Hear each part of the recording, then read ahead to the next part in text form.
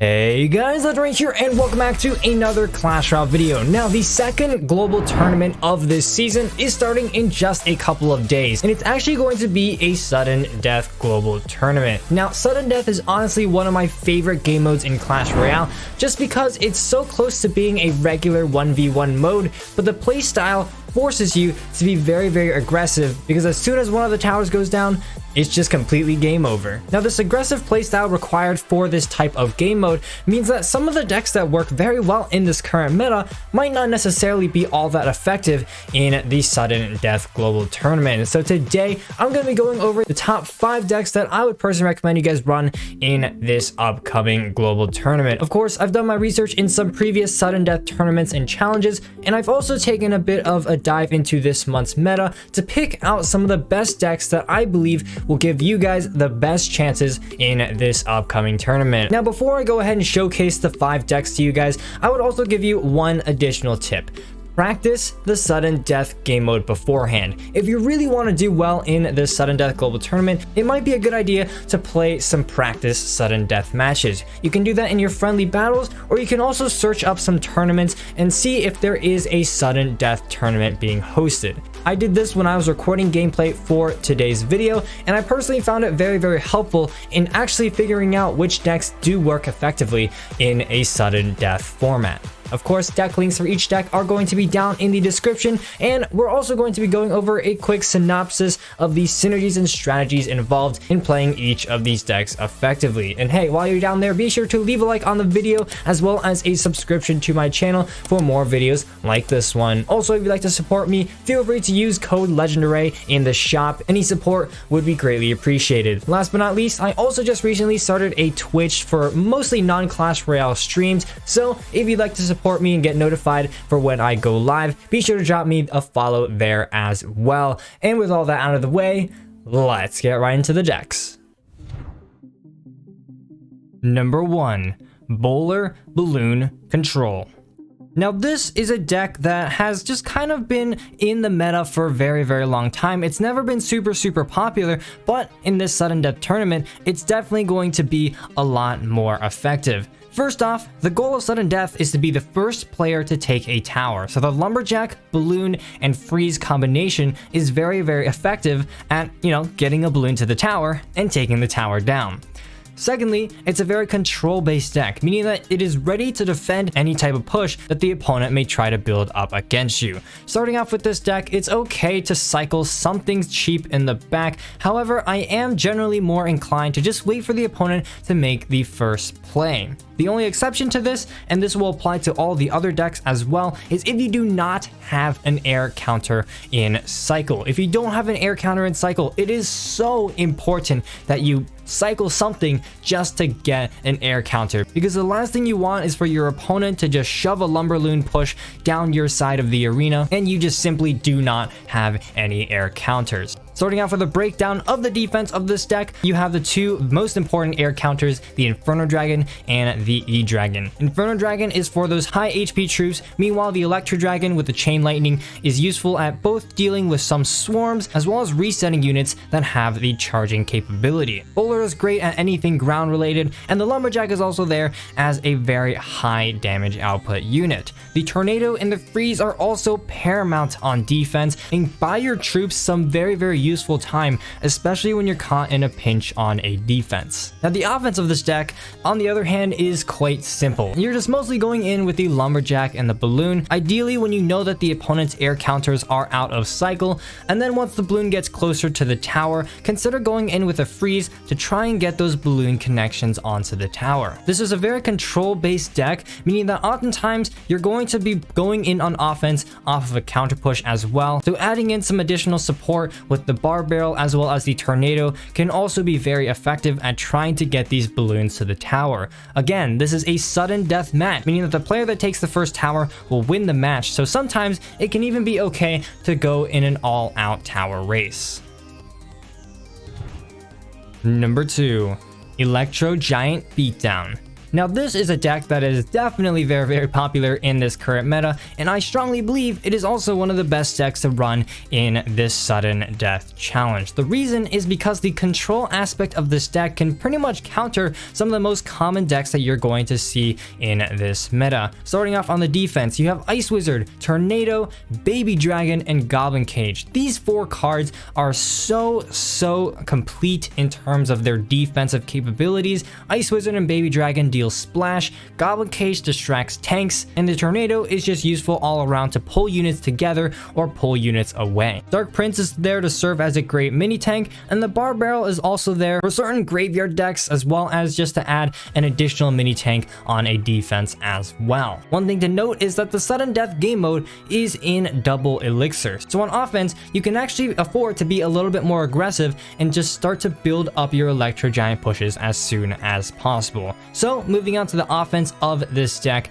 also some very simple options. It's a beatdown deck, so Electro Giant goes in the back, and then you just support it with the Ice Wizard, the Baby Dragon, and the Dark Prince. Again, watch out for your opponent's spell value. If you stack up your units too much and the opponent is able to just spell all of them out, then you're just in a world of hurt. Instead of that, make sure you either bait out the spell or make sure that they are out of cycle before you fully invest in your pushes. Finally, the spells are also going to be insanely clutch on your offense as well. Tornado synergizes with pretty much every single unit in this deck. You can pull units into the Electro Giant's zap range, and you can also group together the units for the Baby Dragon and the Ice Wizard to take down. Lightning is also useful if the opponent has medium HP defensive options, for example the E-Wiz, the Musketeer, or the Electro Dragon. One final note for this deck is that a lot of the times the goal of this type of push is to get that E-Giant to the tower, because once that E-Giant gets in range of the tower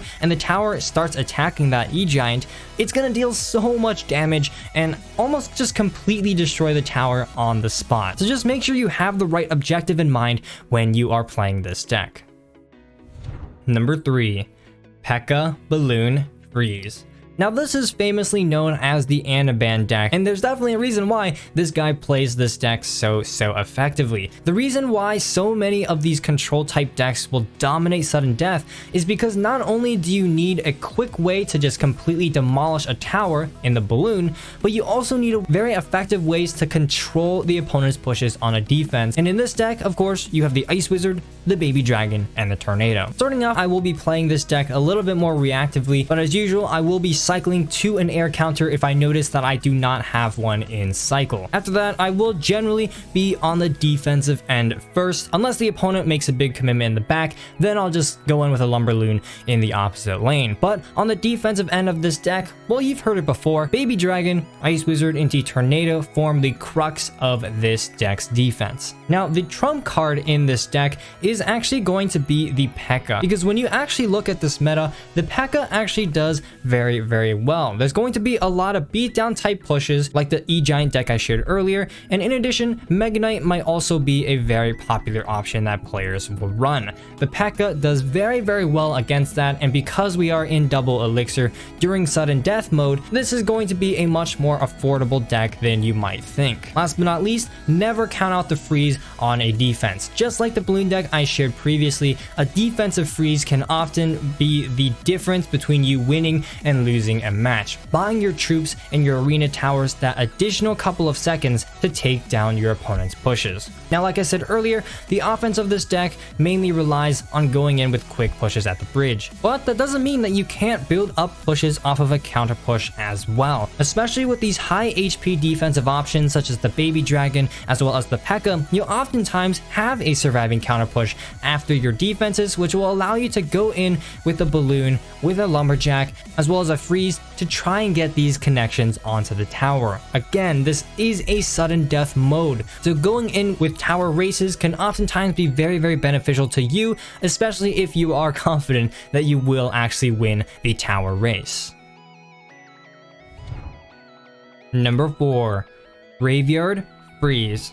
Now, moving away from a quick kind of high pressure balloon deck, we're gonna go in with a graveyard deck, which is another card that isn't that popular in this meta, but is definitely much more effective in the sudden death game mode. Again, just note that the deck composition is quite similar to a lot of the previous decks in that it has a very heavy emphasis on control. So starting off this deck, again, the defense of this deck is just very similar. You're playing this deck very reactively, you're using the Ice Wizard, the Baby Dragon, and the Tornado on defense, and you're trying to go in for a counter push with the Graveyard. The Bowler is honestly quite an underrated card in this current meta, given the amount of high HP, high damage units that are in this meta, such as the Elite Barbarians and the Royal Hogs. Having a card like the Bowler, as well as the Valkyrie in fact, is going to be so effective at taking out these units while also giving you surviving troops for a successful counter push. One last note on the defensive end of this deck is that a defensive Graveyard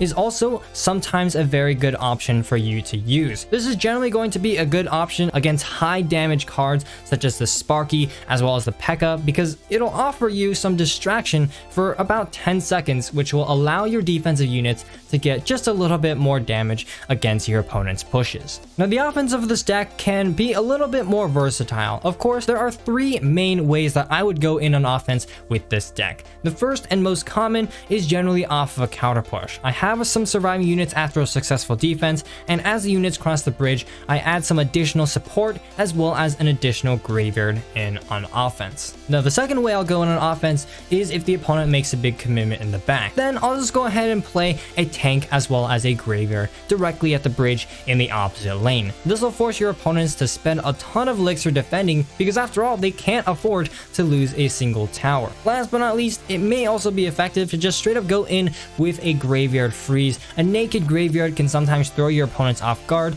and then freezing the opponent's counters can oftentimes catch your opponents off guard and get you some sneaky damage on the opponent's tower. Finally, one super important note is to identify when you are facing a deck with the Mother Witch. Now the Mother Witch is known as one of the best counters to the Graveyard, so when you are facing a deck with the Mother Witch, you either have to make sure that the Mother Witch is out of cycle before you go in with the Graveyard, or you make sure that you have enough elixir to get a freeze down on the Mother Witch or a tornado to tornado that Mother Witch away from the Graveyard.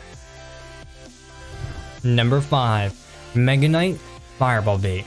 Now this is another deck that is just directly taken from this current meta, but because of just the sheer power that is packed in this deck, I'm going to include it as one of the most solid options. Starting off, this deck is unique because it doesn't have some of the traditional control elements that you would expect in some of the previous decks that I shared. That being said, the control element in this deck relies on the Zappies, the E-Barbs, the Flying Machine, and the Mother Witch. Starting off on a defense, Zappies kind of serve the role of the Ice Wizard, stalling the opponent's pushes and buying your defense more time to take the push down.